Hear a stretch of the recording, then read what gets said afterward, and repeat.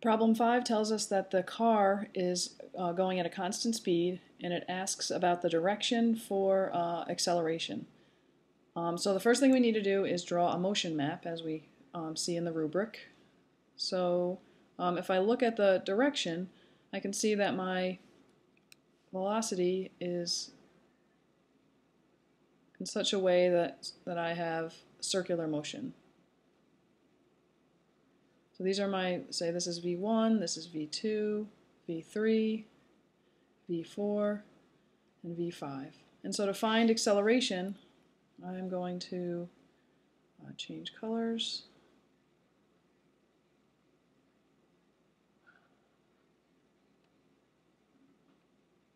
Change to blue. So my, in order to find the acceleration, I want to take and bring V1 over here in the negative direction. So that's going to look like this. That's going to be a negative V1. And the same thing, if I want to find the acceleration at V2, or at V3, I'm going to bring a negative V2 over here. So I'm going to have something that looks like this. Oops.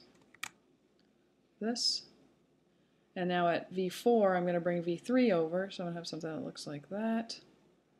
This is minus V3, this is minus V2, and then this one I'm going to have something that looks like that.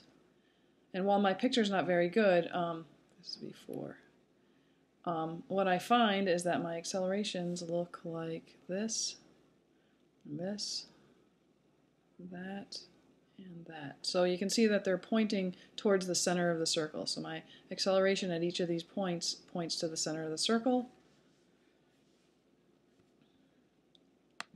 And I need an explanation, so I know that for circular motion, the acceleration points to the center of the circle.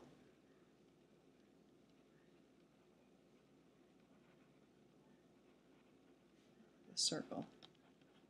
So I know that for this picture that my acceleration's got to point down. When it's at this position, it's going to point straight down. When it's over here, it's going to point this way. When it's over here, it's going to point this way, towards the center of the circle. So now I need to construct my free body diagram when it's at the top of the hill. So at the top of the hill, what forces do I have acting on it? I know I have the normal force, and it's asking for a qualitative free body diagram. Qualitative just means think about which forces, the size or the magnitude of each of the forces. So since I know from earlier that my acceleration points to the center of the circle, I know I have a downward acceleration here. So what forces are acting on it? I have Fg, and I have the normal force. And I know that my Fg has to be bigger than the normal force because I have a net acceleration this way. My acceleration is downward, so I know that my Fg has to be greater than my F net in order to have for A pointing to the center of the circle, or for A pointing down at the bottom, or at the top of the circle. Okay, what about the next question?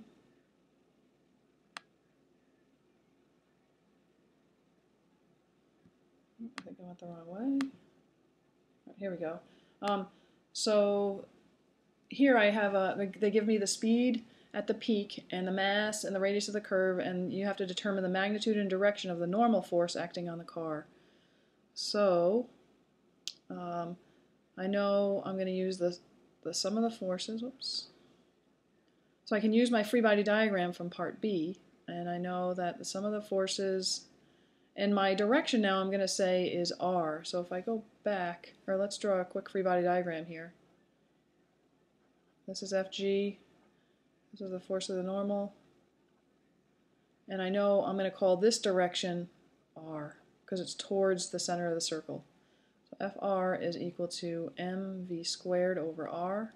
And I know in the R direction I have two forces acting, and Fg is in the positive R direction. Notice that I made R positive down, and that's because I know my acceleration is down. So I like to have them both in the same direction, and when I do, I don't have to worry about signs.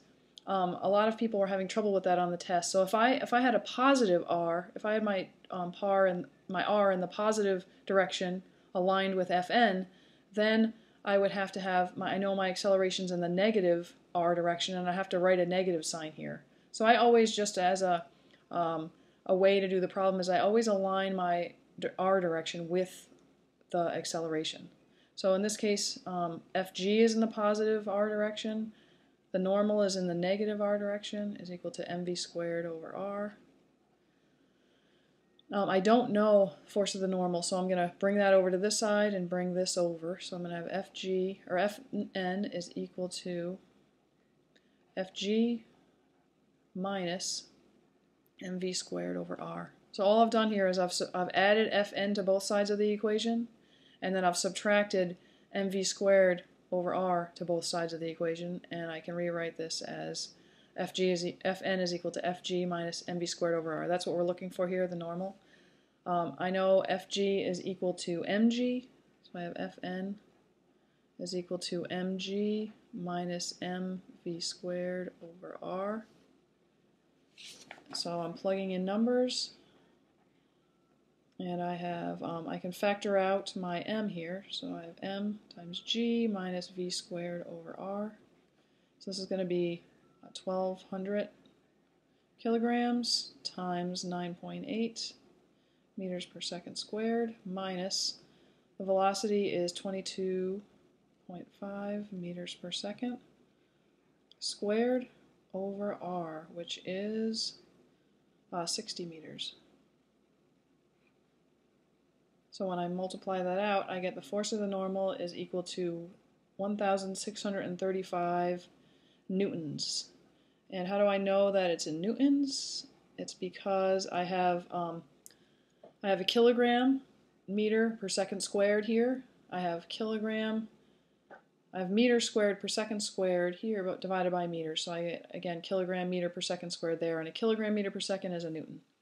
So now it's asking, then part D is asking, how fast would the car be traveling if the normal were reduced to 0? So I can use the equation from up here. I can go back to this equation here, and so I'm going to rewrite that here. So Fg minus Fn equals mv squared over r. So now it's saying, what if this is 0? So if this is 0, and I want to find the velocity. So I want to get the velocity alone. So I'm going to have v squared is equal to Fg. I need to multiply both sides by r and divide both sides by m to get v alone.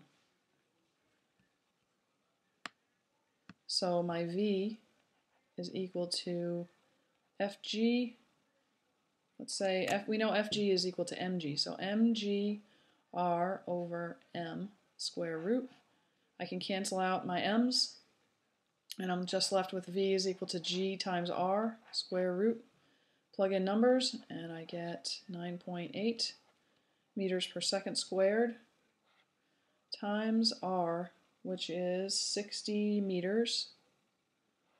So my velocity is going to be 24.2 meters per second. And it says, what would happen if the car went faster than this speed? And if the car goes faster than this speed, then the car is going to, so for faster v, the car will leave the road. It will no longer be in contact with the road.